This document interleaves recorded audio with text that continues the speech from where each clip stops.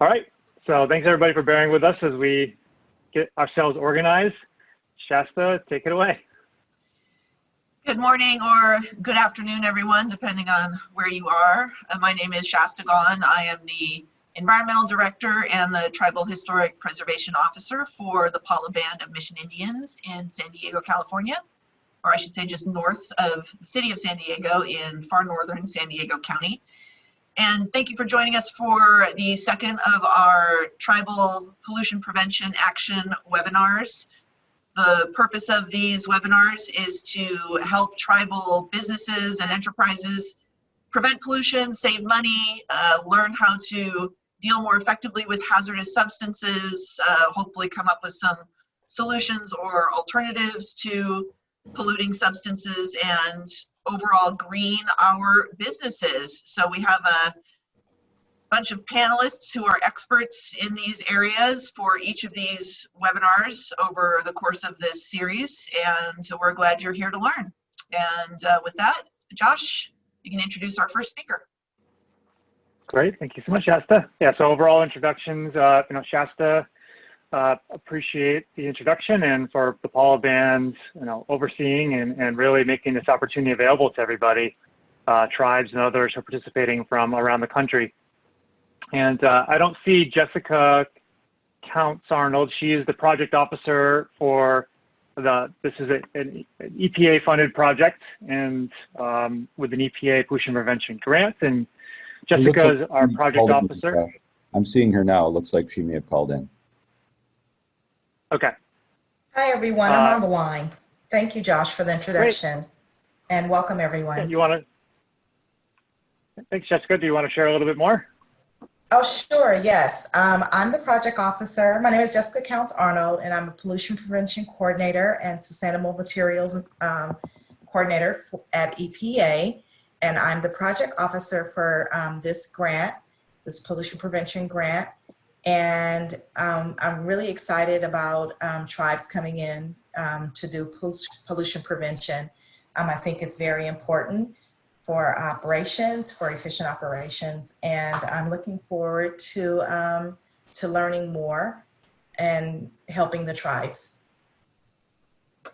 Thank you, Josh. Great, thank you, Jessica. I appreciate the EPA support. Jessica's been actively involved in helping us make this project a success. And then, I know that we have several non-tribal affiliated participants involved, and so the content we'll be sharing is of general applicability as well. So where our focus here obviously is on tribal businesses, but this is applicable to other businesses, tribal government facilities, nonprofit organizations, anywhere, businesses and governments anywhere really. So John, are you also on the line? I saw you earlier. Hi Josh, can you hear me? Yes. You want to introduce yourself, John? Yeah, hi everybody, my name is John Flores. I'm the Environmental Director for the San Pasqual Band of Indians. I've had the pleasure of working with Shasta and Josh on this project and several other projects. So it's good to be here today. Sorry I missed the first webinar. I was actually out on vacation last week on a well-earned staycation since our Hawaiian plans were canceled due to COVID. So I got to spend the week at home with my daughter and son before they started virtual school this week.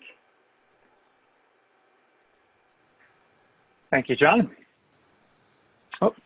So then I'm Josh Simmons with Prosper Sustainably. We're the lead consulting group on this project and developing and implementing these activities under the oversight of the Pala Band, working with various Pala Band businesses that we'll get into more details about soon, as well as the Woods Valley Golf Club over that's operated by the San Pasqual Band of Mission Indians. And then we're being supported by the Microgrid Institute and also Wood Environment Consulting. And so, Michael, do you want to introduce yourself?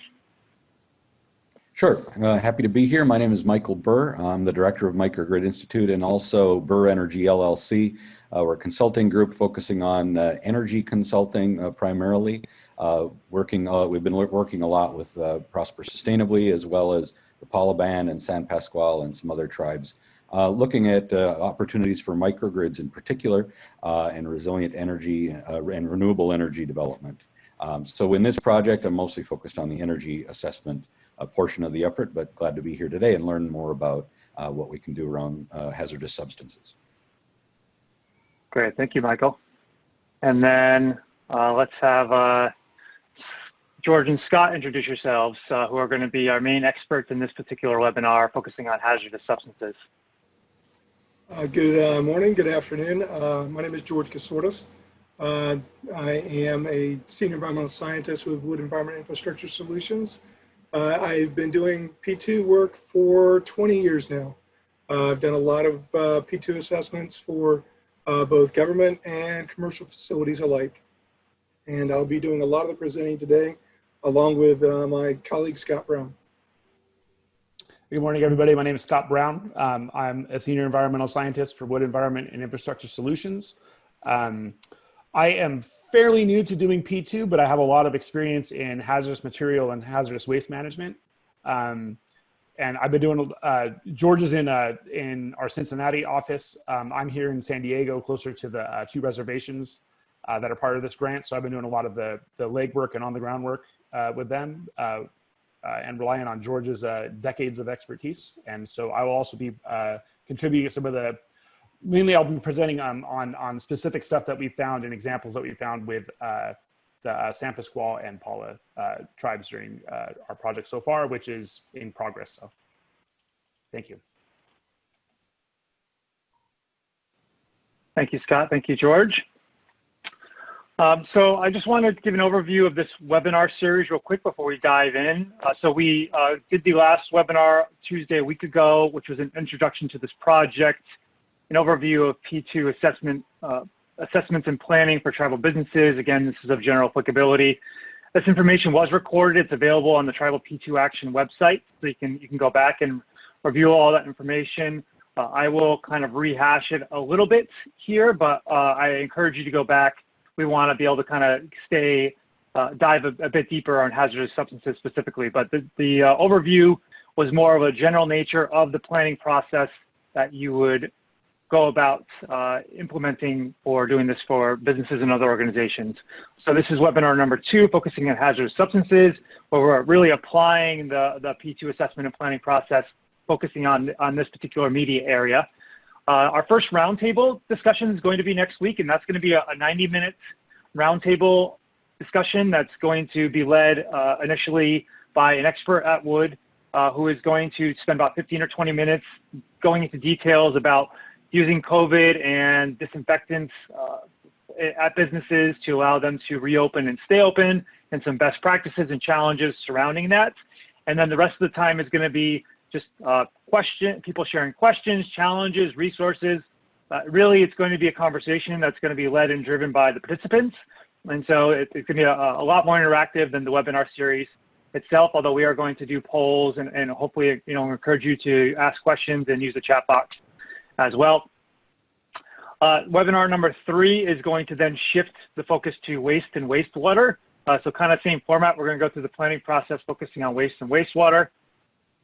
The roundtable number 2 is going to be, again, on the following Thursday, and more a discussion revolving landscaping strategies for saving water and money at tribal businesses and other organizations. Webinar number 4 is going to focus on energy and the general energy-related pollution prevention planning for tribal businesses. Roundtable number 3 is going to be discussion on energy storage at tribal businesses and facilities throughout the U.S., and again, of general applicability as well. And then the final webinar is going to be more general nature, focusing on pollution prevention training and implementation. All right, so we've done the introductions and given an overview of the program, and now we're going to kind of dive a bit more deeply into the hazardous substances focus of pollution prevention. I'm going to pull up real quick just kind of a general overview of pollution prevention, just as a reminder from before. Pollution prevention is any practice that reduces, eliminates, or prevents pollution at its source. And I think, George and Scott are going to come back and probably go into more depth here, but I just want to, we're really talking about what I think is commonly known as sustainability, environmental sustainability, or greening. And the focus here today is going to be on hazardous substances. And actually, before we dive in a bit deeper too, and you can find more information on the EPA's website, we have a link to from the first webinar series as well. I want to stop for a moment and do a poll just to kind of get some information about where people heard about this webinar and some other information. So let me start those polls, and then Shasta. Shasta is going to support us when we're doing any kind of polling or we want your input. She has our friend, the Screaming Goat, who is going to hopefully pique your attention if you've strayed a little bit, started focusing on an email, and let you know that we're hoping for your input. So hold on a second, Shasta. Let me get the first poll up. And so we're going to ask you, how did you hear about the webinar? What region are you in, and what are your P2 areas of interest? So I'm going to launch this right now. And Shasta, please, all right. Screaming Goat, please take it away. First Screaming Goat. Did you hear? Yes. Okay. So yeah, so we have 3 questions here. So I'm hoping you all can provide your answers. I'm not seeing anybody voting so far. So okay, good. I'm way more familiar with GoToWebinar. We decided to use Zoom for this particular webinar series, and so we're all kind of figuring it out as we go.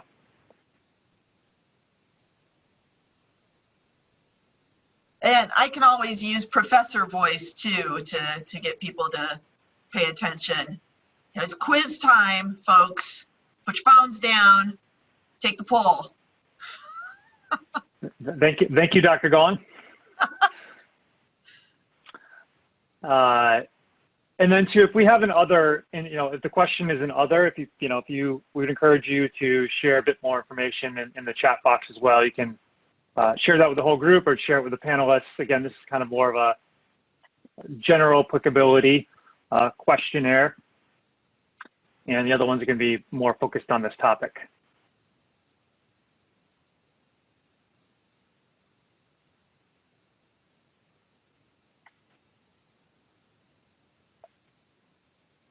Okay, all right, so given a few more seconds for the last few to trickle in. Okay, we'll end the polling there, and it looks like most people are coming in from email lists, and people have shared that we have people from across the country in different EPA regions, and mostly in Region 10, it looks like. And the strongest of interest today is hazardous waste management. So that's great because that's the topic today. And I'll share the results with everyone.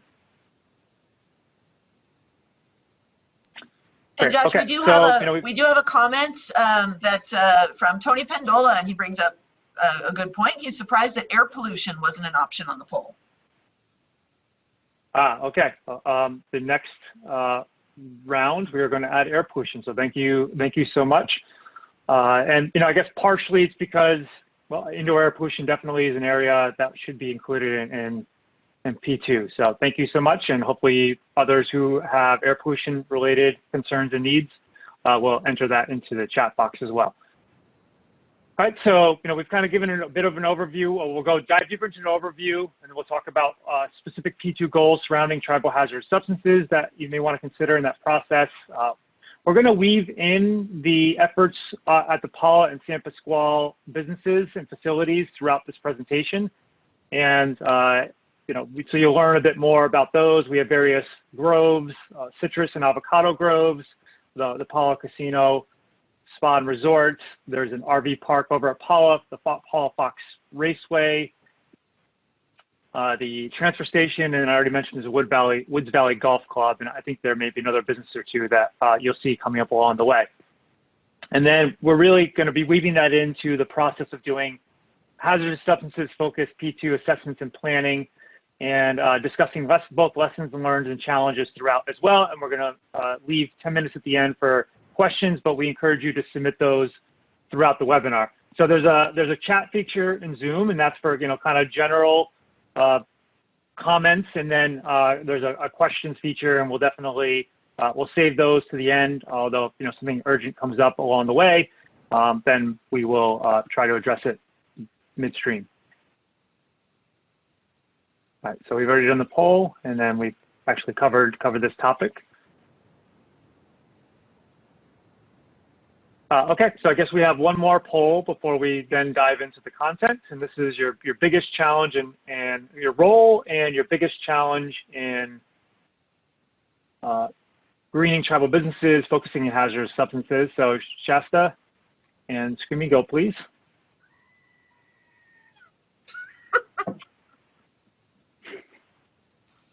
I didn't hear the goat.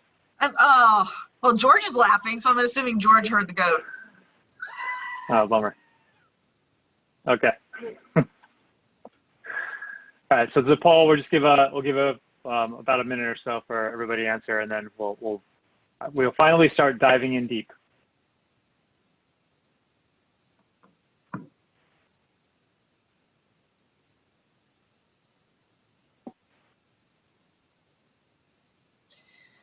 And just briefly, while we're waiting for that, we also had a comment from Saskia Van Bergen.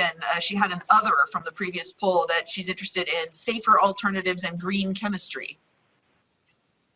Wow, okay, great. It's an awesome topic.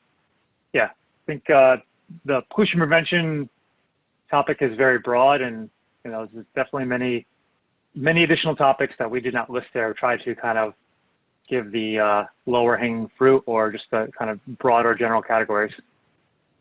And that's useful information for Jessica and the EPA as they're continuing to fund and support these types of efforts.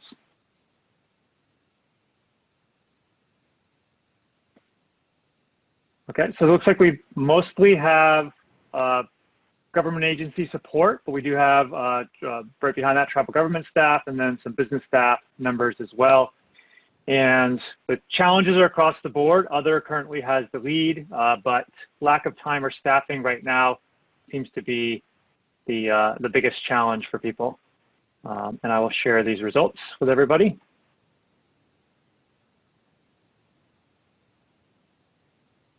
And okay, so now I'm going to let George and Scott take over from here on out. So take it away, George. George, you're still on mute. There we go.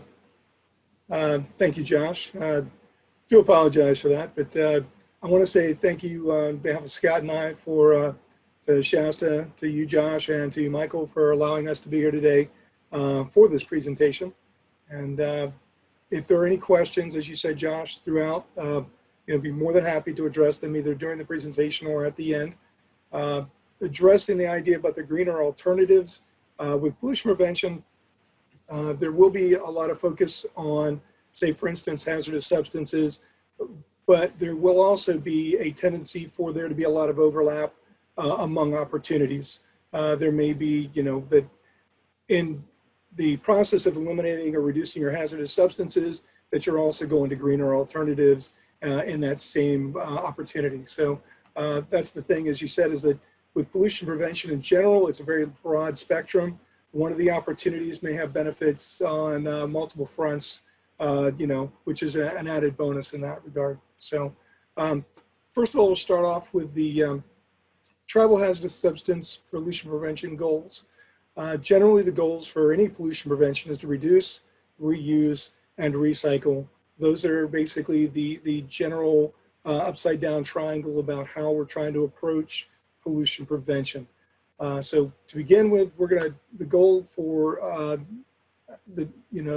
Pala and San Pasqual is to reduce the quantity of the hazardous materials you're using in the processes that exist at the various facilities that we are looking at. Replacing those hazardous substances with less hazardous or greener or completely non-hazardous alternatives is another part of that aspect. So once we can reduce the hazardous material use, for those that we move on to the next step, which is going to be, we can't reduce the material use, let's at least reduce the quantities of the wastes that are generated. The focus generally to start with is the higher priority is the hazardous waste. And then from there, you go down to the non-hazardous waste and municipal solid waste in terms of a hierarchy of trying to address the waste streams that are generated from most facilities. So if we can take something that's hazardous and convert it to a non-hazardous waste based on a process change or a material substitution, then that's an added benefit. Disposal alternatives. There are opportunities that may be evaluated or identified for particular waste streams where it may serve as an input material or a raw material for a process in something else. So you're able to take that waste stream and divert it to a more beneficial reuse. If you can't do that, then there may be the opportunity to segregate your waste to concentrate the more recoverable portions of that waste stream and recycle it. So you may be able to take a large waste stream, pull off the majority of it, which may be a recyclable material, and then reduce the amount of overall waste that you're generating and be able to recycle a lot of the other waste. Last is going to be the idea of treatment. That's kind of getting down towards the bottom, is like, okay, can we treat this waste if we can't do anything else with it? Like I said before, starting with hazardous waste as being a higher up on the hierarchy, then you move down to the non-hazardous waste and then down to the municipal solid waste, which I think has a lot of applicability here for the tribal facilities. So if there's ways that we can take a lot of the municipal solid waste that's being generated and either find a recycle or reuse opportunity for that. As with anything related to pollution prevention, there are a lot of aspects which will drive reasons for doing things, but one of the very most obvious reasons is going to be for a cost savings. If things cannot be sustainable from a financial perspective, it makes it very hard to continue regardless of what the intent is of the operating facilities.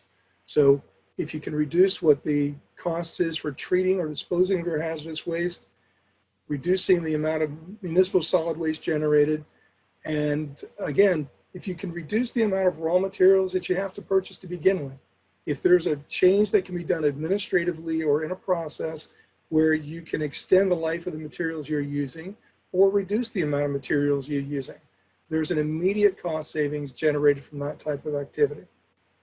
Josh, if you could proceed to the next slide, please.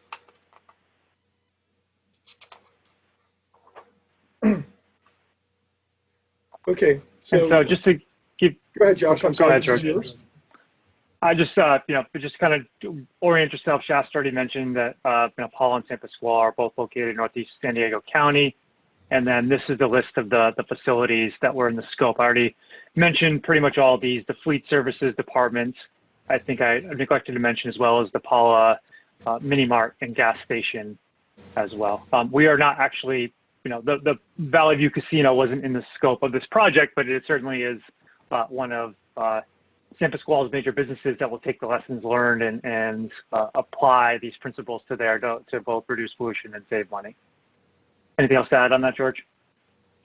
No, actually, that's very very valid. Is that a lot of these opportunities can apply across similar facilities for various organizations.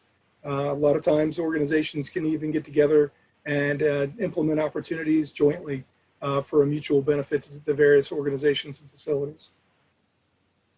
Yeah, I guess one example of that is the wastewater treatment plant over at Pala, which actually serves most of these facilities, as well as the Pala government, most of the Pala government facilities, as well as most of the homes on the Pala reservation as well. So if you're implementing activities for wastewater for the casino and resort, which is kind of the primary water user and wastewater generator there, then you're likely going to benefit other businesses and facilities and residences throughout the community as well.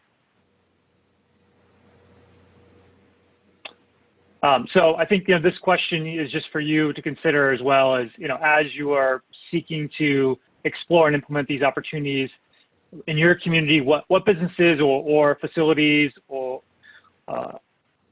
what do you want to target in your community for applying the concepts and best practices we're discussing today?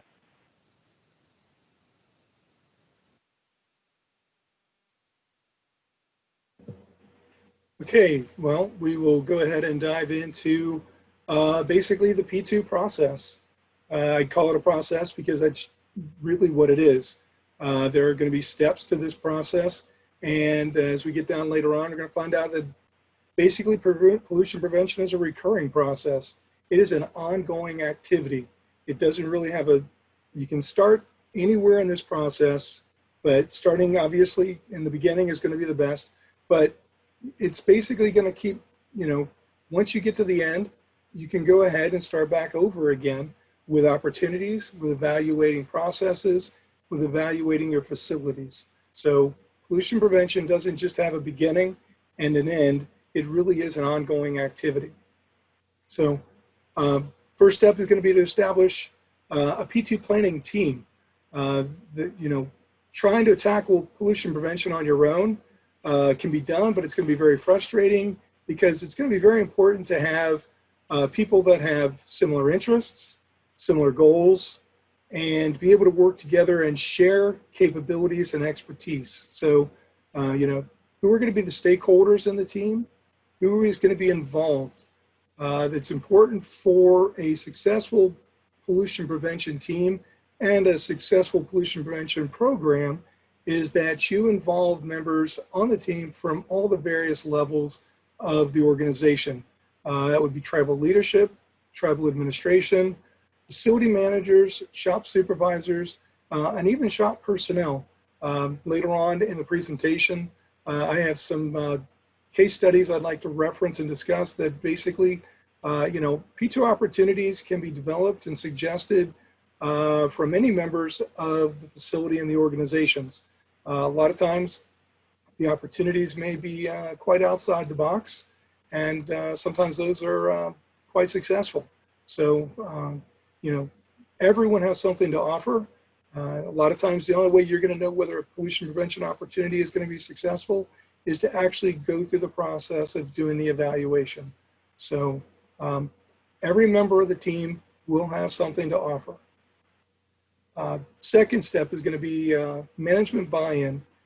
Consider outreach and engagement strategies. From what I've seen with my experience over the years, one of the most important pieces of the P2 program is that you need support of the management structure. People can come up with ideas. People can come up with, opportunities. They can come up with plans. But if you don't have buy-in and support from management, all of those different things are not going to go very far. And then what happens is ultimately the P2 program will not be the success that it can be. One of the important aspects that does have a very big impact on pollution prevention programs is the funding. How is the funding going to take place for the program? There typically needs to be at least some resources to get the program started. A lot of times organizations and facilities will take monies that are saved from implementation of P2 opportunities and roll those savings back into the program itself to help fund and to advance other opportunities going forward so that it does become that sustainable opportunity. There is that sustainability that you're looking to accomplish. Who will be accountable for the follow-up and how often? So this starts getting into the responsibilities of the P2 team members. So you're going to have a dialogue that is going to be taking place among the team members throughout the entire P2 process. And the thing is going to wind up being who is going to be having what jobs to do, how often are they going to be done. We'll get into the description details more often, and later on in the presentation has to do with collecting information, collecting contacts, tracking usage, tracking waste generation, and tracking costs. So there can be a lot of different pieces of information that need to be collected as part of an evaluation of a P2 opportunity. What metrics are going to be used to track the progress of a pollution prevention program, and more specifically, the pollution prevention opportunities? One is going to be the cost savings. Two can be the amount of hazardous substances that are ordered. And then third would be the amount of hazardous waste that's generated. And hopefully with a successful implementation of a good opportunity, you're going to see a reduction in the amount of hazardous waste that is generated. Josh, next slide, please. Thanks, George. And one thing I just want to add to metrics too is just, tracking the actual pollution impacts themselves and the impacts on, hazardous substances have an impact on health and safety too. I mean, it could be something you want to define these metrics as you go and decide what's most important to you. You may be experiencing loss of productivity, loss of work time. People might be getting sick or ill as a result of using various chemicals and hazardous substances or being exposed to them as well. Let's hope not, but certainly if you're finding that is the case, or the people are handling regularly toxic, particularly toxic substances, then that's another metric. So that will just be another consideration. And I would add to that managing hazardous materials and hazardous waste takes time. So that might be another savings is the reduction in time needed to manage your hazardous materials and hazardous waste if there's a reduction. I agree on that. There's not going to be a single metric to measure the progress of a pollution prevention opportunity or pollution prevention program. I know, and many times with dealing with the defense clients that we have implementing these opportunities, a lot of it may not come down to a simple cost savings reduction on paper. However, as Scott and Josh were discussing, is that you may see a manpower or personnel hours reduction in the level of effort required to address a particular stream. And that is a cost savings that isn't readily captured when you're looking on paper.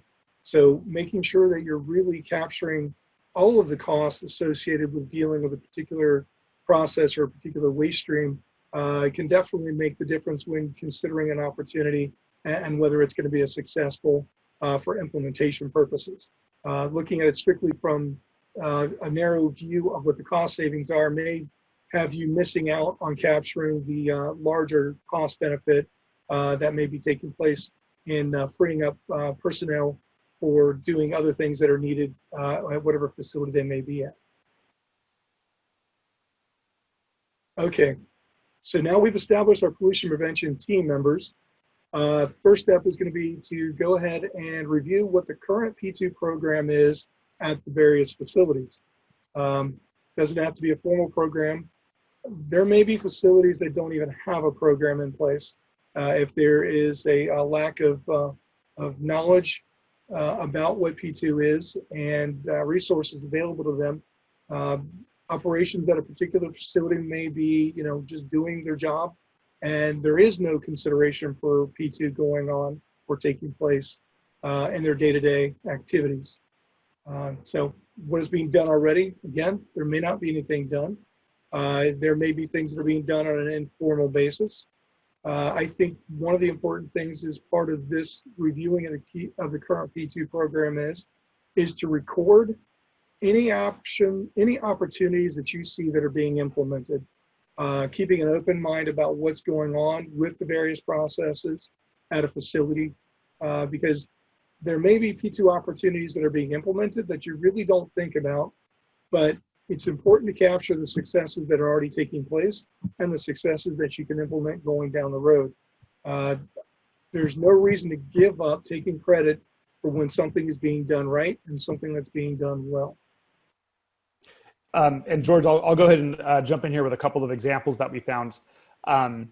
So if I were to go to Shasta at Pala and ask her, oh, can we see your current P2 program? She would probably say, well, we don't have one. Or if I had to ask one of the facility managers, what's your P2 program? They would say, we don't have one.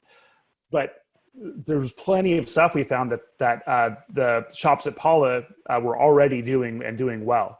And as an example, we visited the Pala Fleet Services shop, which maintains the tribal-owned vehicles, the police department, fire department, the casino vehicles. And they have a sophisticated oil collection setup. You can see in the picture all the different tubes going to the different drums that come from the inside of the shop. They have a rag recycling program. They've already reduced a lot of the hazardous materials that they use. In that top picture, underneath that sign that says used oil, those are you can see the two plastic drums right there. That's a environmentally friendly enzymatic parts cleaner that they use instead of more hazardous solvents. So there was already a lot that we were that they were already doing. The Fleet Services Department, as far in terms of throughput, is probably Pala's biggest hazardous waste producer, but they were already doing a whole lot, so much that put it this way, this is a good thing, but it's going to be a challenge for us to find P2 opportunities because that's kind of already the low-hanging fruit that they've already kind of taken care of. And then another thing that we place to start looking at current P2 programs is what initiatives have already been undertaken. Shasta, jump in and correct me here, but so Pala has a tertiary wastewater treatment plant which recycles their wastewater, and I believe that was done under a grant. Is that correct, Shasta? Was that built under a grant? Actually before my time, but yeah, there were grant funds involved, and it was also required because we were operating a large casino, so our wastewater treatment was not at capacity to handle the casino. Sure. So my point is that they already have an advanced wastewater treatment. And we'll get into this more next week when we talk about water, but there could be several P2 opportunities that will stem from that based on an initiative that was already started. Including investigations into utilizing reclaimed water at other facilities, which is, already been, is investigated, continues to be investigated, and will actually also be rolled into this initiative. Along the lines of kind of previous initiatives and grants, I do want to mention that on the tribal side, the GAP grant itself, actually P2 is part of the scope of the GAP grant. So while we got a specific P2 grant for this project and have launched a Pala and San Pasqual P2 program through that, P2 related efforts were already being funded and can continue to be funded through the GAP grants for the tribe. So that is available to pretty much any federally recognized tribe, or is available to any federally recognized tribe in the U.S. And so I do encourage you. It's something that I feel like I previously was the environmental director for the San Ynez Chumash, and we were doing a lot of P2 related activities under our GAP grant before we secured a few EPA P2 grants there as well. And Shasta, are there other kind of funding initiatives funding programs you're aware of that tribes can pursue to support these activities? That are specific to P2? Well, I suppose ones will overlap. Like you could pursue energy-related grants for energy planning. You probably can fit water-related P2 stuff under Clean Water Act 106 and 319, and other water-related opportunities. Any hazardous substances or hazardous waste-related ones that you're aware of or received? It's worthwhile for to pursue state level or local jurisdictional level grants as well. So the California EPA or California Office of Emergency Services can sometimes provide those sorts of funds, and obviously it's going to vary from state to state. And also FEMA grants, if you're dealing with things like developing a pre-disaster mitigation plan or a hazard mitigation plan. There could be hazards from, say, floodwaters entering into areas where you might have chemical storage and that kind of thing. So there are lots of umbrella programs where you can cover P2 as part of those programs. Yeah, it pays to be creative.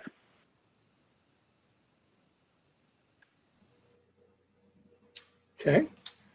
So the next step for the P2 process is going to be to develop a scope with objectives.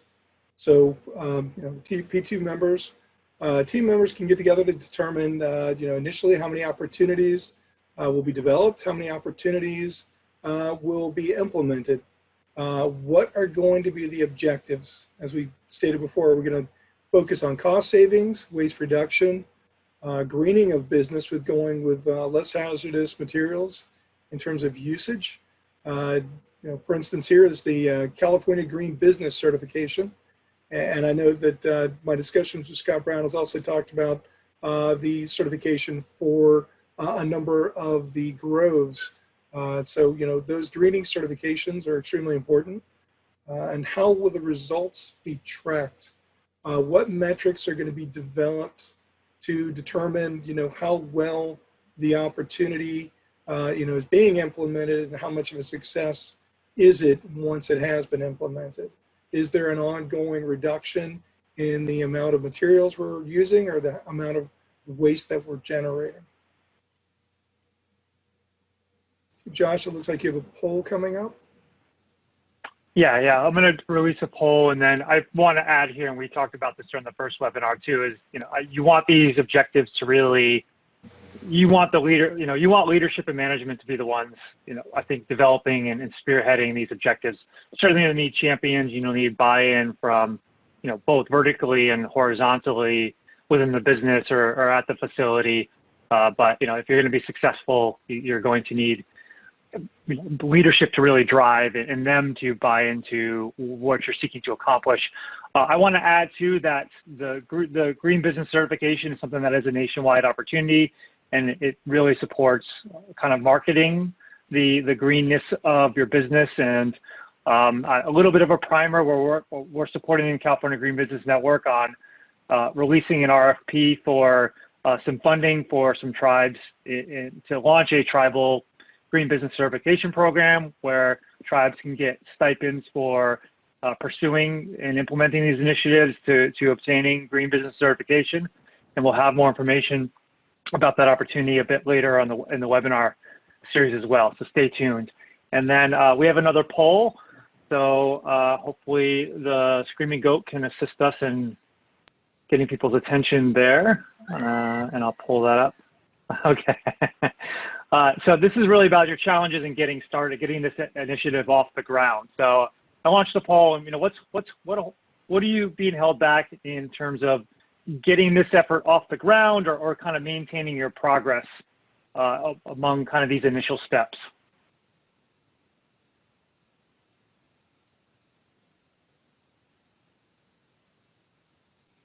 And again, you should always feel free to add to your answers in these polls, or anything that has been discussed so far. Please put that in the chat. I am monitoring that. And we like to have that feedback from our participants so that we can add your concerns into future trainings, or so that EPA can become aware of some things that folks might be interested in for their programs. Thanks, Justin. We're here to learn from you too. So as we bring up anything, if you feel like we missed something, an opportunity, a concern, or you say have questions, I think we want to learn from you, and others can learn from your experiences and the challenges that you're facing that they may not be aware of or thought of, and it's best to kind of be able to know those things ahead of time. All right, just a few more seconds, and then I'll end the poll and share the results. It's looking like just no current P2 or sustainability program in place is kind of the primary obstacle, and then behind that, team members not following through the commitments is the number 2 obstacle that we're seeing. All right, I will share those results and give it back to George. Josh, thank you. Very interesting on the results of the poll. Not totally unexpected, even with dealing with a lot of our government clients that we've worked with, not having a P2 program in place in the beginning when we were dealing with them was a very common factor. So, now a lot of the military installations, they do have a P2 program in place, but as you said, with a management level and having that framework in place. But there still is a lot of, when you get down into the individual facilities, where there's just not any knowledge about a P2 program being in place, and or the second most popular choice there is that no follow through with the commitment by team members. Whether it be, whichever level that team membership is. I apologize for that. Hold on for a second. I'll add there too that somebody added that struggling to have partners implement implement the P2 initiatives was also raised in the challenges to the chat. And so, that you could set that under the, team members can be both internal and external. And you certainly want, you want to utilize and leverage as much participation as you can to support both these initiatives, and you may need that external support in order to do so. But then it's extra challenging if those external partners are not following through on their commitments either. Exactly. Again, I apologize. There's too many phones around. One is always going to go on.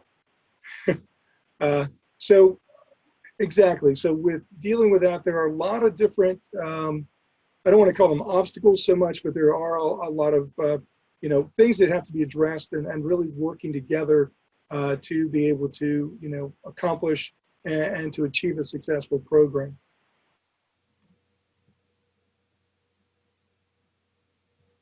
Okay, something happened with, there we go. So target businesses, that's going to be for, for instance, for each round of the P2 process.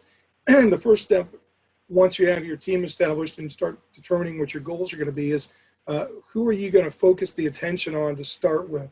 Trying to attack or to address all of the businesses and every aspect of each of the businesses all at the same time is just going to be an overwhelming task. So to be successful, it's going to be very important to focus attention because there will be other opportunities, later on. Not everything has to be accomplished right away the first time out. So it's going to be important to figure out who is going to be included in this phase of the process, who will not be included.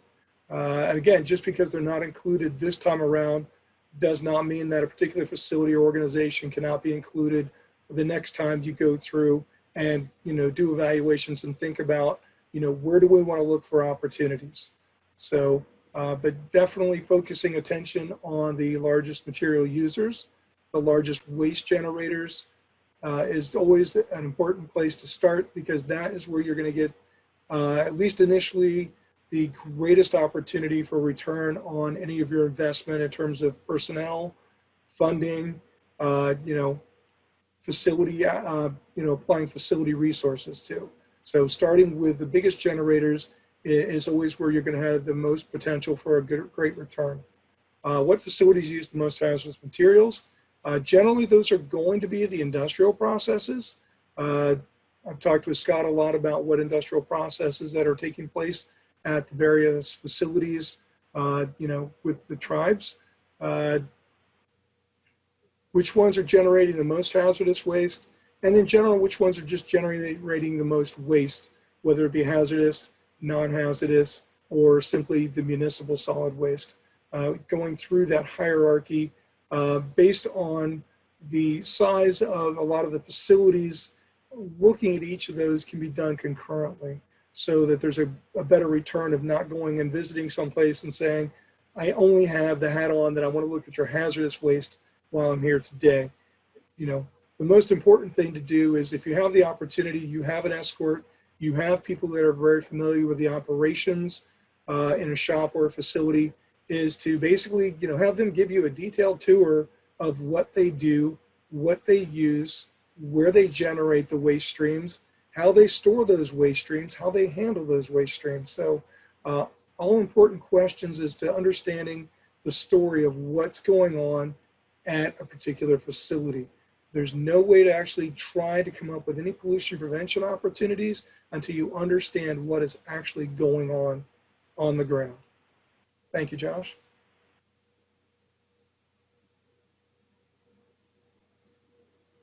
So kind of cheated ahead a little there, talking about existing operations. So what are we doing? What materials are they using? Do they have any formal procedures that they have to follow as part of the work that they do? Based on discussions with Scott, I'm not sure that there are any step-by-step procedures that may be laid out for a lot of the processes that are being done there.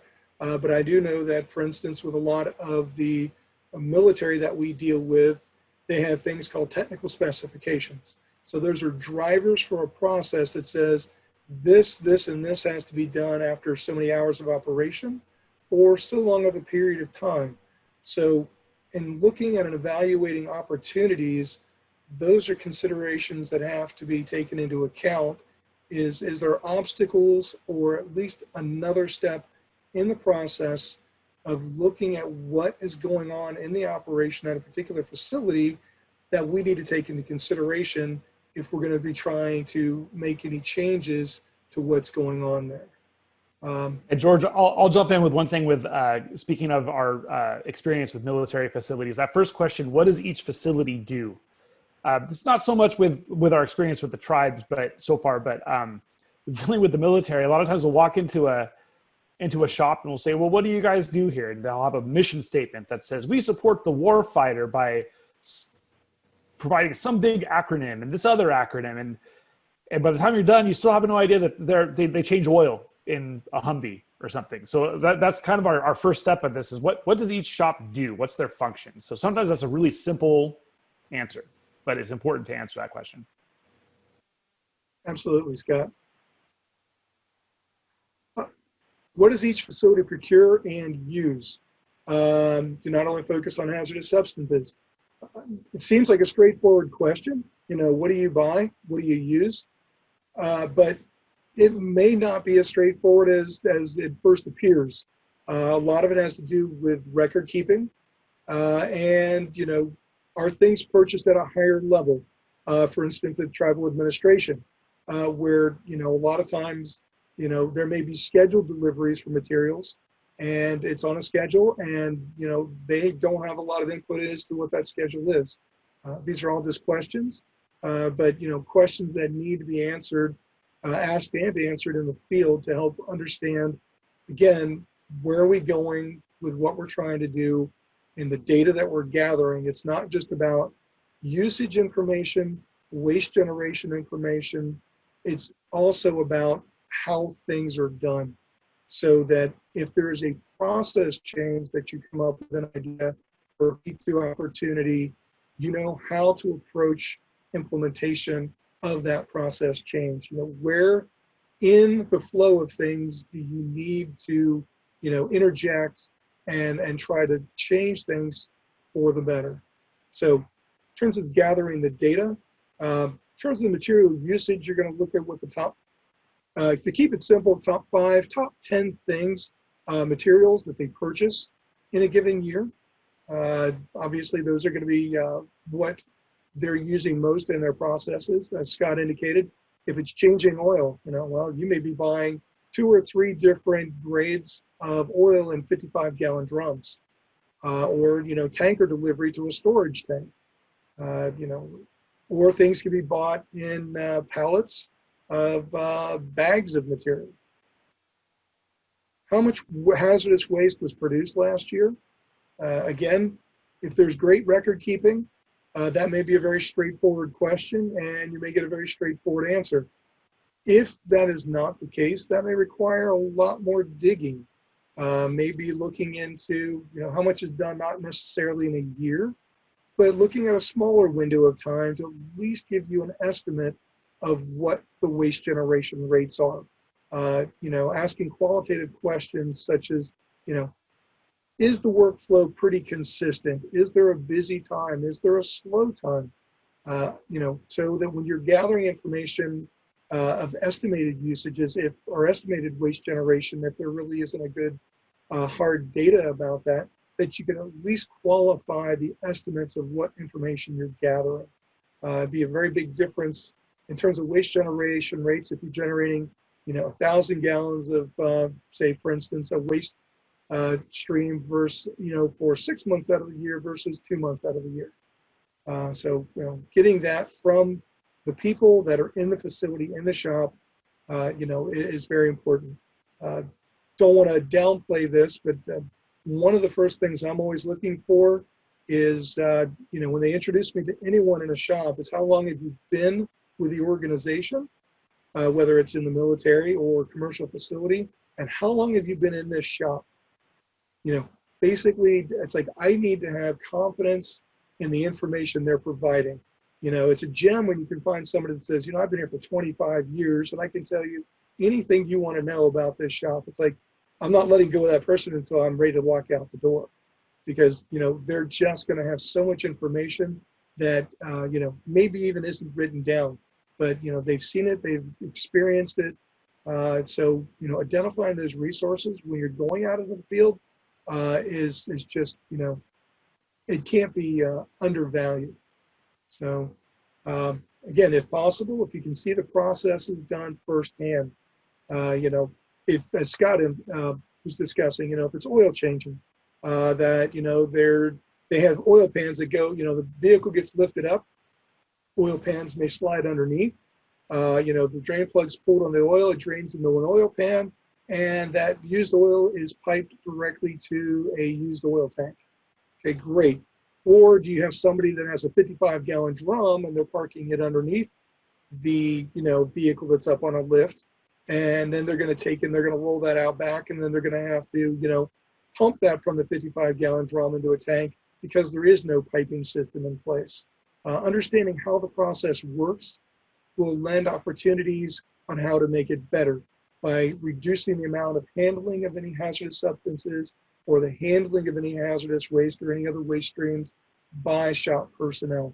There'll be a cost savings that may be taking place because you've streamlined the operation, but also just the idea of the safety and the exposure and removing those potential exposures for, our people that are out there doing their jobs. So seeing what, is really going on there and how things are done is definitely going to give insight into, again, what process changes you may be able to, identify or suggest. You can really only do that if you actually see what's being done, who's doing what, and how they're doing it. So, Scott, Josh, do you either have anything to add to that? I think you covered it fairly well. Thank you. Took the words out of my mouth. Actually, Scott, I want to ask you, just to let everybody know, we're still in the middle of the process of doing the P2 assessments and planning for the various Pala and San Pasqual businesses. Scott, were there any surprises when you got the procurement records or, in discussions regarding what, some procurement items that you weren't expecting in any of these businesses? Sure. Actually, that's a really good question, actually. So just to point out kind of the little sub-bullet there that when you're looking at this, you're not necessarily just looking at hazardous substances. For example, one of the biggest procurement items for Pala Casino was cups. So, is there a recycling opportunity there? That's something that we look into, but it's not, when you look at those procurement records, it's not always, if a hazardous substance is in those top items, that's obviously something to focus on, but we're not necessarily just looking at hazardous substances when we're looking at that. Thanks, Scott.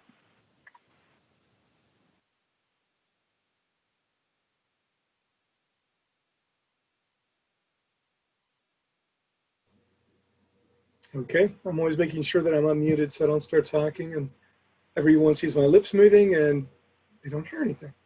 So next step in the P2 process, identify the P2 opportunities in the target areas and very well maybe beyond the target areas themselves. Come up with a comprehensive list. The big thing is that, being the P2 process, anything that you don't look at the first time, you have an opportunity to go back and look at that later on. So, just because you may think an opportunity is not a high priority at this time, doesn't mean you shouldn't add it to a list. Because, later on down the road, if you didn't write it down, you may not remember it.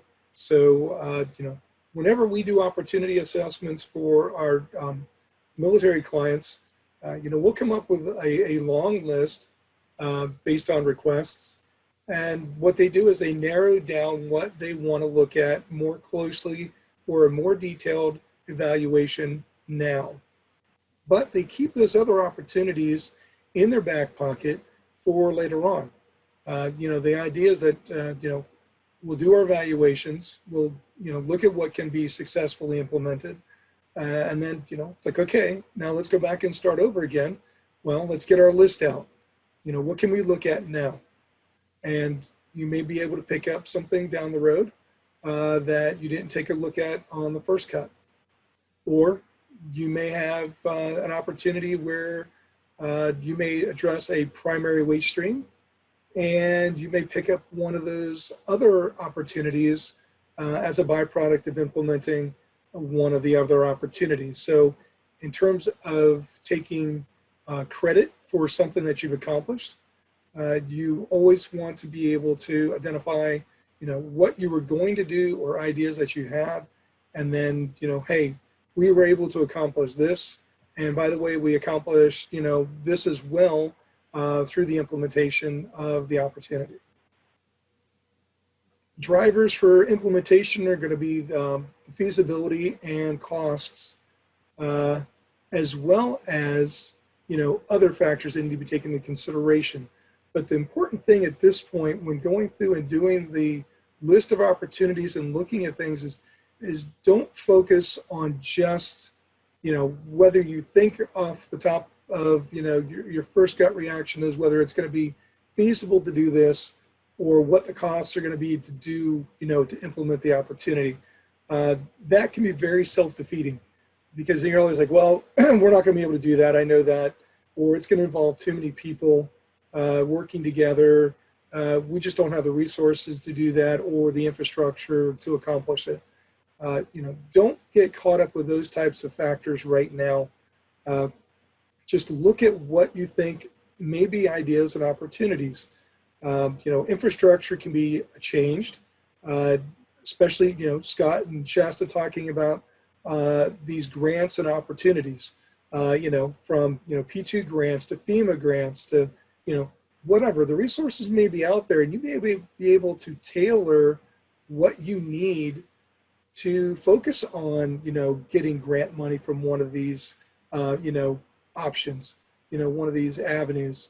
So, don't get wrapped around, the this isn't going to work because mentality, but, the opposite is true. Is actually think about what you can accomplish. So you can look at products. For instance, replacing a degreasing solvent with a bio-friendly degreaser. I was going to talk about this a little bit later on, but for instance, as at Fleet Services, Scott told me, they do have a parts cleaner there, which most industrial, automotive transportation type facilities do. Historically, a lot of the, time ago was that they would be solvent-based, organic solvent-based, very harsh solvents that would be used. They've gone to more bio-friendly aqueous or water-based parts washers with biodegradable solvents. One of the ones, and this is one that's very popular, and actually they do have in the Fleet Services, is a environmental parts cleaner that uses an enzyme called Aussie juice. Basically, it's a bunch of microbes, and the microbes basically feed off of the oils and grease. So, operated properly, these parts cleaners can, be virtually, not requiring change out or frequent change out of the enzymatic solution, because as long as they have a good environment to work in and they've got a food source, they're going to basically thrive. So, this is a great material or great parts cleaner type of, solvent to use. A lot of times the biggest thing to maximize the effectiveness of this as an opportunity is to maximize the operation efficiency of that. And that's where a lot of times, yes, we have this great piece of P2 equipment, but we're really not great at how to operate it. And that's where, we already have the P2 equipment, but the P2 opportunity now is how to make it be worked and used at its peak performance to get the most benefit out of its operation and use. Processes. We've had Navy aircraft squadrons that have switched to smaller containers of two-part epoxy touch-up paints and paint kits. One of the things that I did this opportunity personally at a military base is for having military aircraft be fully operational, corrosion is a real big is a big problem. So they're always doing touch-up painting of the military aircraft, so there's no corrosion that takes place. They use a very expensive two-part epoxy touch-up paint because that's exactly what the original paint coating is for durability's sake and other, military detection purposes and reasons. So they use these two-part epoxy touch-up paints. They were buying these cans, these kits, as they always have. Problem was, 2/3 to 75% of these two-part kits, it mixes together. They do a slight touch-up. It only lasts for 2 days. So the bulk of the material was having to be disposed of as hazardous waste because of the solvents and chemicals that were in there. So they would be generating 1,000, 2,000 pounds of this waste paint every year. They weren't aware that these paints could be purchased in smaller containers. So that will reduce the amount of waste generated. If you cut the size of the container in half when they're only using 1/4 of it, you've now cut the waste stream from 75% down to 25%. Or, you've reduced the waste stream by 2/3 to 75% simply by making the change of purchasing a material in a different size container. The added benefit was that there was an immediate cost savings. You're already buying less paint to start with. So you have this expensive paint and you're buying less of it. So now it's costing you less to start with. So that was an opportunity that had payback on the front end and the back end. Another important aspect of this is going to be employee training. You have people in the shops, they're handling these materials and they're handling these wastes every day. It's important to make sure that they're trained on how to properly handle them. When it comes to waste disposal, one of the things that's always a concern is commingling of waste streams. Somebody goes out to the satellite accumulation area or where your waste is stored, and they can't get a drum open that they need to be putting the used oil in, and there's another drum right next to it that they can get the lid off of instead. So they just, for convenience sake, nobody's going to know it's Friday, it's convenient, I'm just going to dump it into this drum instead. Well, now you've contaminated one of your waste streams, which may have been perfectly recyclable, with something else now, and you're now going to have to get rid of that because you've now commingled your waste streams and it can no longer be recycled or reused.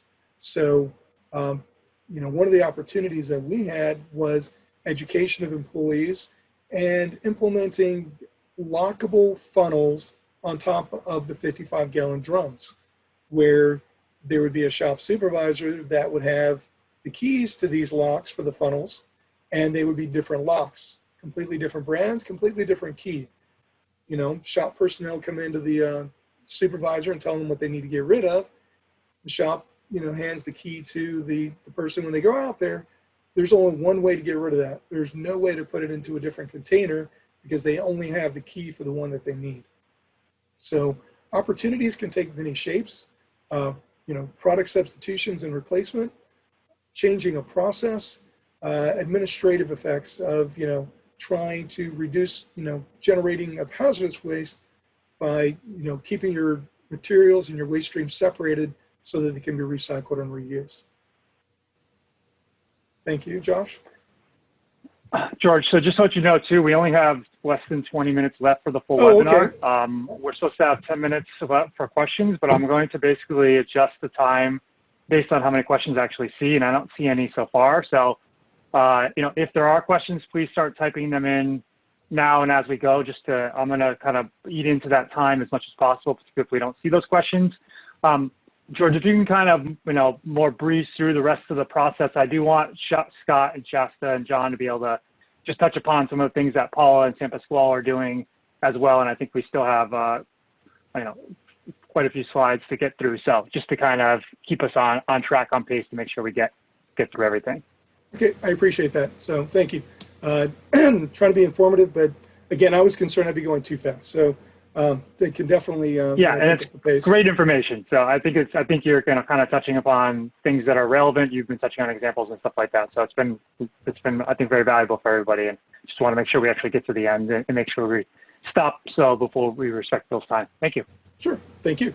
Okay. So next is identifying Go ahead, sorry. George, I'll go ahead and take this next slide, actually. And so just as an example, and we're going to get into the details later when we get into our examples, but just so you guys can all see, these are just as an example, the list of P2 opportunities that we've identified so far for the Pala Resort and Casino. So a lot of them focus, the casino actually does not produce very much or use very much hazardous substances. So we kind of moved down the tier to focus a lot on municipal solid waste. So a lot of them are recycling opportunities and reducing the amount of municipal solid waste. And one thing, if you might notice, some of these are big ideas like diverting food waste. Others are smaller ideas like recycling cigarette ashes. So kind of, spans the spectrum. So you can go to the next slide, Josh.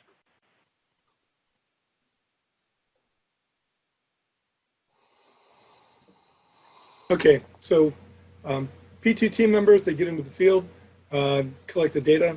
Next step is going to be prioritize and select the opportunities that you want to do further analysis on.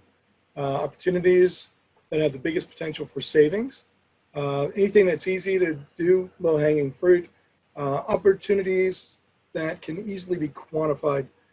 Again, anything that you can get hard, concrete numbers to are going to definitely be much more beneficial and provide an easier way to determine return on investment.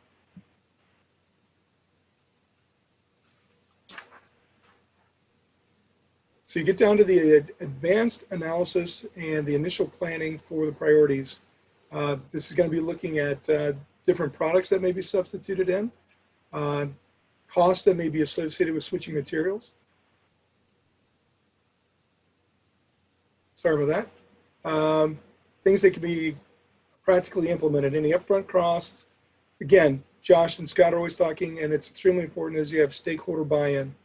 Another consideration, especially in the case of the tribal environment, is any cultural issues in terms of implementing opportunities. Next slide. And we found a really great example of that at Pala here. So this is a picture of the Pala vineyards. They actually just had their first harvest a couple weeks ago. And their plan is to use a winemaker located in Lompoc, California, which is about 250 miles away, to make the wine. So a P2 opportunity. Then the idea is they're going to sell the wine at the casino and resort. They may sell it for retail if that works out well. Then if that works out well, they may even build a tasting room someday. So the P2 opportunity would be, Pala is located right on the doorstep of Temecula Valley. It's also located near Ramona and the San Pasqual wine regions. So they have some much more local winemakers. So a P2 opportunity would be use a closer winemaker, eliminate the fuel costs, the transportation costs, the emissions. However, the winemaker that they're going to use is the only Native American winemaker in the US. So it's very important to the tribe that if the wine is produced by Native Americans, that also plays into the marketability of the wine. So it's not a viable P2 opportunity to use a closer winemaker.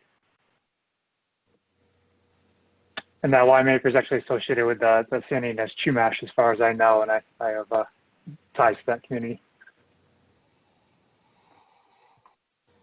So next step in going through the P2 process is to present the analysis results and the initial plans to the key stakeholders.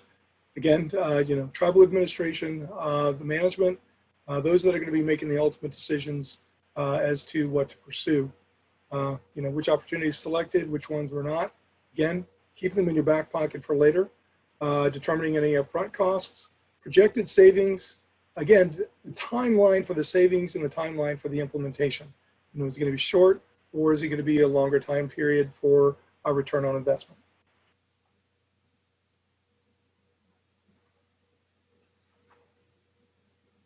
Then you come up with your P2 action plan. This is going to be your detailed implementation steps, your step-by-step process. Who's going to be doing the implementation? Where is the opportunity going to be implemented, and how will it be implemented? And how are you going to track the milestones and the goals?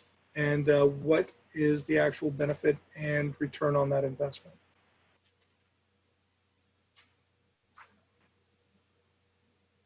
Once you've done all of this effort in the field and research, The important step that you don't want to overlook is preparing a P2 assessment report. You want to be able to document everything that's been done and all that's been accomplished. So, what you've done, the summaries, the processes, data collected, P2 program goals that were identified, key stakeholders, tribal administration, P2 members, complete opportunity list, again, for future reference. Things that weren't done the first time can be done at a later date. Rationale for why certain opportunities were selected to evaluate more detailed. Provide results of any of that analysis, and the milestones and goals, and the metrics that you're using to determine the success of the P2 opportunity.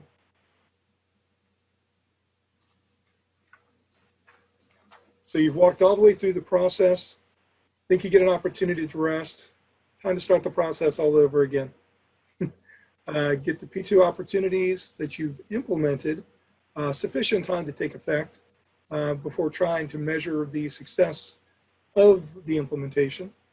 Then you go out and do a reevaluation, typically 6 months or a year, depending on the scale of the opportunity.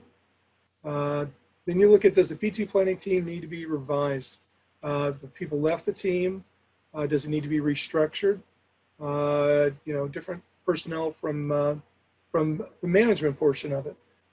Do you have a rotation or someone that has a particular expertise in the opportunities that you're going to be looking at on the next go around? Are there any P2 opportunities that are no longer viable on your list? You can go ahead and remove those from the list to keep it current and to keep it basically alive, that it's a living list and it's subject to change. Okay. Roles and responsibilities. I'm not going to spend a lot of time on this. If there's any questions, I can. But we've talked about it basically throughout the presentation. You have P2 members, P2 team members. They're going to be from everyone at the shop level all the way up through tribal administration. You're all going to be working together, and each having responsibilities in terms of participating in the team. However, responsible for the program oversight itself is going to fall to the tribal administration and the leadership. Implementation is going to basically go down to the managers and the people at the shop level, because they're going to be doing the day-to-day operation involving that opportunity implementation. Who's going to follow up? Those are going to be your P2 members, your P2 team members. They were there originally. At least some of those that have been there originally should be going to follow up so they know what they're looking at and can be very objective in evaluating the success of the implementation of the opportunity itself. Next slide. So now we can I'll go ahead and jump in here. Yep, you got this. We'll go. Yeah, we'll go ahead and go through some of the facilities that we looked at Pala and San Pasqual, and kind of go through some of the best management practices that we identified, and some of the P2 opportunities that we've identified so far. So keep in mind, as we've stated a couple times, this is in progress. So at this point, this is when we list our P2 opportunities. This is kind of our throw against the wall and see what sticks phase. We haven't really analyzed any of these opportunities yet, but this is basically what the process is. So our first, we've already discussed in the Pala Fleet Services. Some things we identified that they were doing is they're already doing petroleum oil and lubricant recycling. They have a vendor that does that for them. They have a vendor that they have a reusable rag program that is also run by a vendor. So very few oily rags go in the trash. They get laundered and replaced. We've already discussed them using the Aussie Juice enzymatic parts cleaner. So some P2 opportunities that we identified. They don't have a very formal record keeping process for their haz waste. So it's very hard to track how much they're using. Making that more of a robust system, a robust process of tracking their haz waste and hazardous material and haz waste use, we thought was an opportunity. They obviously go through a lot of lead acid batteries. It's possible to recondition those lead acid batteries instead of disposing of them. Although they are being turned into a vendor for core recycling. It's rather informal, but they do have a strong spills prevention program. But one way that could possibly be greened up is by using reusable absorbents instead of the standard kitty litter. Another idea is to optimize their parts cleaning process. So this is one of the process opportunities to minimize the amount that Aussie juice is changed out because it's rather expensive. It's about $40 a gallon. The manufacturer recommends that it gets changed out monthly, but it kind of depends on how much is being used. So maybe we can reduce how often they're changing that out with the filters and everything. Excuse me. Next slide, please. Excuse me. Next up is the Pala transfer station. The Pala transfer station it's open to the public. It accepts waste, hazardous waste, municipal solid waste, recycling, and green waste. We found that they have a very efficient waste segregation process that the employees are doing down there. They also keep very good records of their costs, how much they're paying, how much they're selling, because they sell their green waste and things like that. So they have a pretty tight operation there. Some P2 opportunities we found is they also get lead acid batteries dropped off there. It's not a lot of them, but up the road at the Fleet Services Center, the Fleet Services Center already has a lead acid battery exchange program. Maybe the transfer station could give their batteries to the Fleet Services Center to dispose of them under their program that already exists. And that brings up another point when you have several different facilities working under the same organization like this. A lot of opportunities can be identified by just finding synergies between the different facilities. One facility may have a need, the other facility may have a solution, but they don't really talk to each other, so they're unaware that that even exists. So that's another place to look for P2 opportunities. Case in point, another opportunity we found is when we were talking to the Pala Casino people, they were telling us that, oh, they dispose of their waste paint at the transfer station.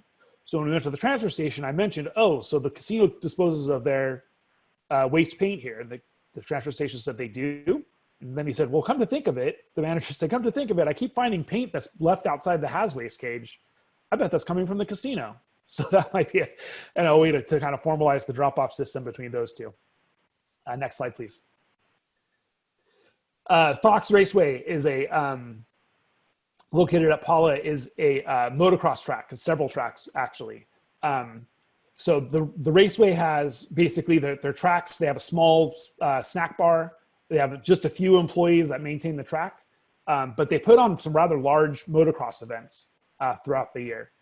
Some best management practices we identified is their newer track maintenance vehicles like tractors and backhoes and stuff like that. They have the vendor that they bought them from, they have them on a maintenance program. So the vendor maintains those vehicles. So the shop doesn't have to, the shop does not incur that waste. So basically the has waste stream from those vehicles have been eliminated as far as the shop is concerned. Another really good thing they're doing is when they have these events, they have a contractor that comes in that provides food and beverage services. And basically, all the things they need for the event. Included in their contract is that the vendor takes all the trash with them. So the vendor brings in the trash, vendor takes out the trash, or brings in the product, brings out the trash. So it's not on the facility for any waste disposal for that, because otherwise they produce very little waste, including municipal solid waste. An opportunity we found is they have a hazardous waste satellite accumulation area. They produce a small amount of hazardous waste, plus customers will from time to time leave waste oil and stuff behind on accident, really. But they do need the facility needs to dispose of that. And we thought providing a more structured and formal satellite accumulation area with spill protection and all that might be a good kind of a greening opportunity. It's not so much a cost savings opportunity. That brings us to the Pala groves. So Pala has 4 citrus groves, an avocado grove, and a vineyard. One best management practice that's already been discussed is all of the citrus groves are USDA certified organic. So that puts restrictions on the types of herbicides they can use, the type of pesticides they can use.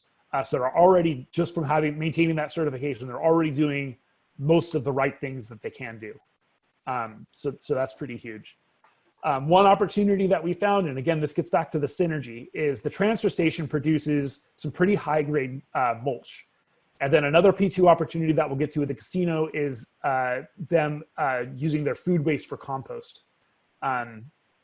the groves could, or the groves could use that to reduce the amount of fertilizers and chemicals that they're using, if that were to happen. And again, that just goes to the facilities talking to each other. Next slide, please. That brings us to Pala Resort and Casino. So best manager practices is they've really cut down already on their hazardous substance use. So when we're talking source reduction, that's already mostly been implemented there. So some P2 opportunities, again, moving down that upside down pyramid we saw at the beginning. Looking at municipal solid waste, they could stand to improve their recycling program. They've tried to do it, but they have a hard time with segregating recyclables out.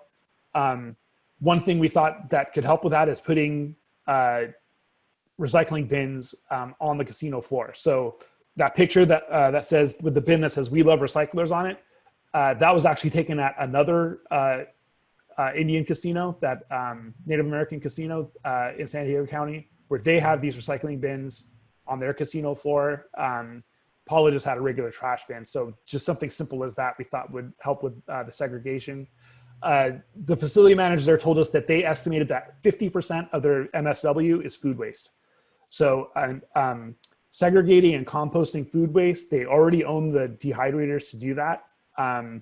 The issue we need to do is they have space issues. That other picture on the bottom right there is their yard where they store their waste. There's not a whole lot there's a loading dock there. There's not a whole lot of room. So that would have to be figured out. And probably we'd have to do some sort of employee training with some designated containers to do that. But that's definitely a big opportunity. Next slide, please.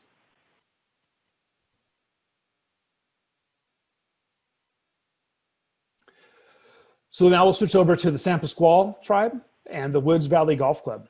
A lot of the P2 opportunities that we've identified at the golf club have to do with water, and we're going to talk a lot more about them in next week's webinar. As far as hazardous materials, they use pesticides, fertilizers, but not a whole lot of it. And one thing that we found was they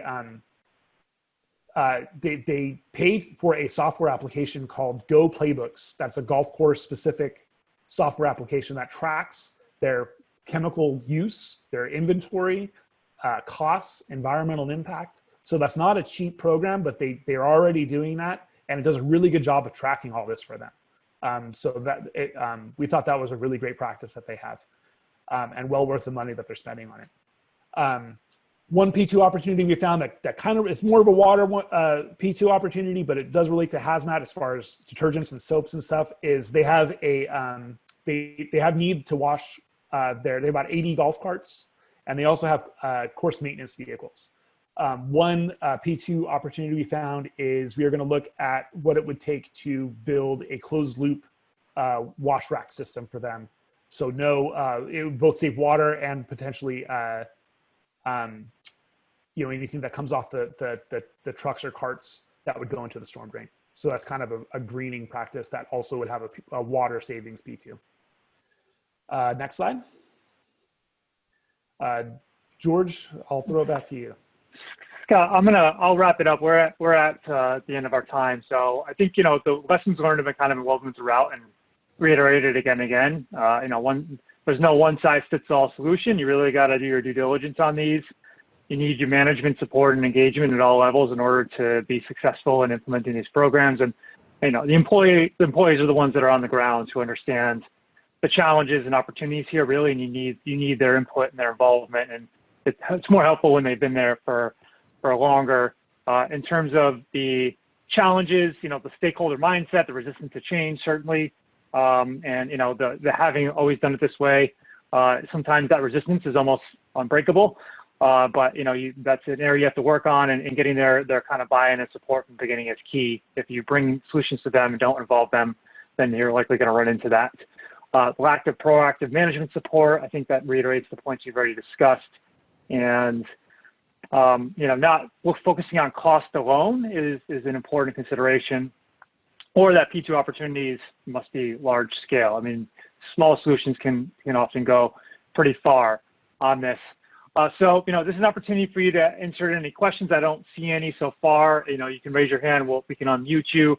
I do want to remind you that we do have our COVID-related roundtable coming up, and that will be a 15-minute presentation followed by a full-on discussion of COVID-related hazardous substances considerations in the context of pollution prevention, but even just kind of basics on proper application of that as well. So I'm particularly interested in that conversation, and I'm going to have a lot of my own questions for our expert. We already had some conversations on that. So I'm excited. I encourage you all to share more information on this webinar series with others out there. We will be posting the recording of this webinar on our website, and so you can come back to it at any time. And so we have water as the topic next week for our webinar and roundtable, and the following week is going to be energy, and then energy storage will be the following week, and then it'll conclude in the following week after that with kind of general implementation training and next steps. So I appreciate it. Shasta, any final words?